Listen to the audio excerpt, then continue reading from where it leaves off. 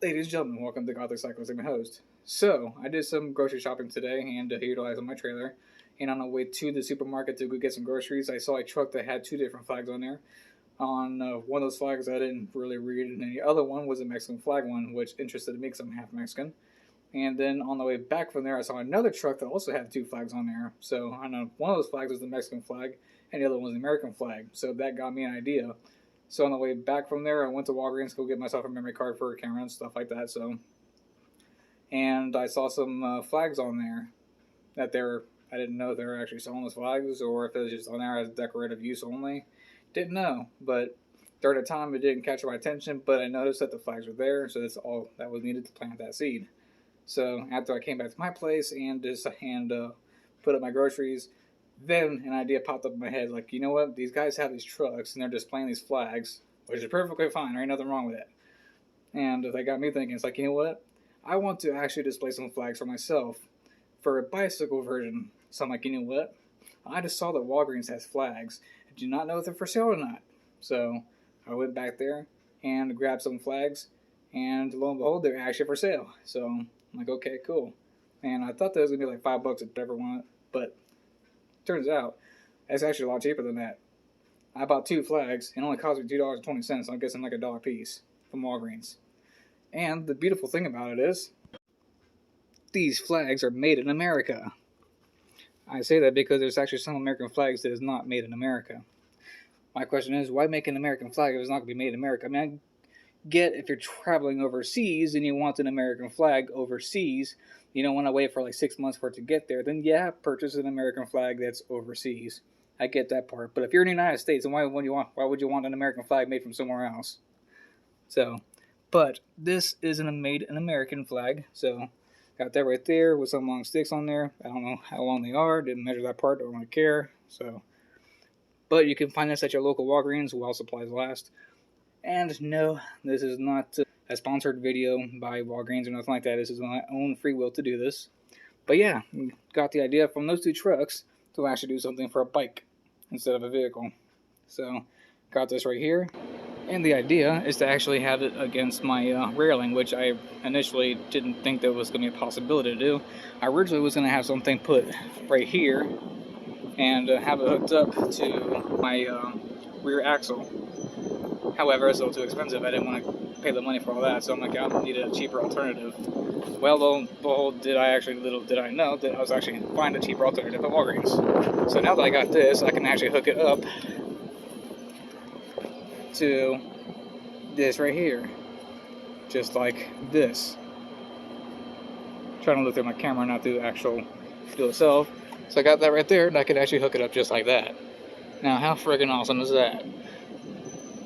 So because of that, I bought two of these things instead of just one. So yeah, that's what I'm gonna do.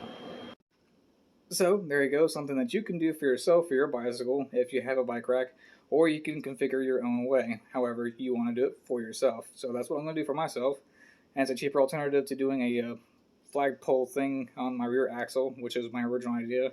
I'm still going to stick to that idea at a later time when I can actually afford to do so. So since these flags are only $1 a piece for the size that it is, which I'm still surprised about that, and all I gotta do is get some tape, which I have tape. You can use regular tape or electrical tape. I'm probably use electrical tape because it's stronger. It's cheap still, but stronger. So it's stronger. It's gonna last a bit longer, and especially in the area that I live in, is pretty much a windy place, pretty much 24/7. So you got light winds or heavy winds, you don't get to choose. So if I could choose, I would choose no wind and on a lot of days. But either way, electrical tape would work for me because it's sturdy, it's strong, it's durable, and it'll hold a lot longer than regular tape can. So that's what I'm going to do.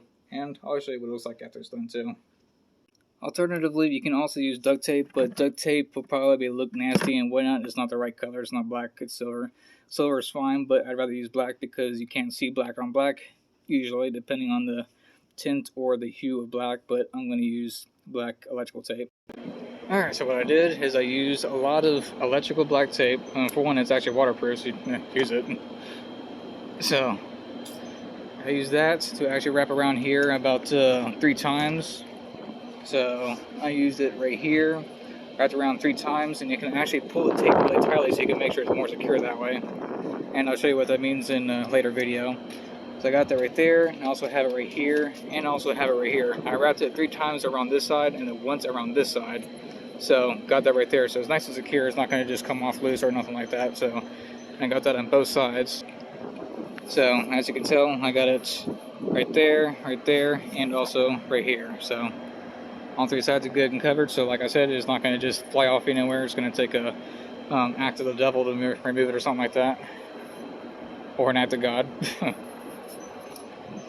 But yeah, got that like that. So now it's like that.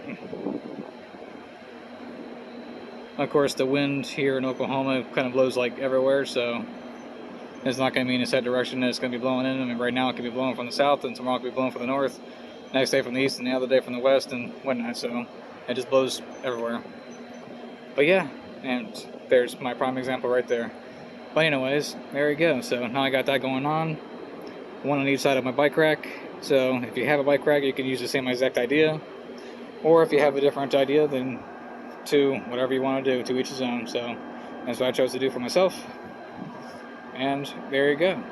Boom shakalaka. Anyways, thank you guys, appreciate it, love and peace, until next we meet. Oh yeah, and I also forgot to mention, if you do not have scissors or a knife or anything like that available, then a toenail or fingernail clipper will do just fine to clip off a part of the edge, and from there you can just rip it off the electrical tape. So there you go. Alright, so what I mean by stretching out the electrical tape is, for those of you who don't know, if you're in a job trade such as carpentry, electrical, and plumbing, and even HVAC and whatnot, then you already know, so you can skip this part of the segment of this series, of this video anyways. But for those of you who do not know, you can actually take the electrical tape that is waterproof, so you can use it in outdoor applications and keep stuff nice and dry. I would not recommend using it during the wintertime, because in the wintertime, this stuff sucks for sticking on anything. And for those of you who wonder how I know this stuff, yeah, I'm an apprentice electrician by trade, so. But I also work in between jobs, or as they call it, tween jobs. I've heard that First and Perkins Builder Brothers. I watch their channel. The channel is really awesome, so I'm subscribed to them, as well as to Jamie, as well as to the Builder Brothers. But anyways, back to my own experience. You can take the tape, take it out like this, boom shakalaka, and when you're wrapping it around something, you can actually keep this like this and actually stretch it out like that while you're wrapping it around something.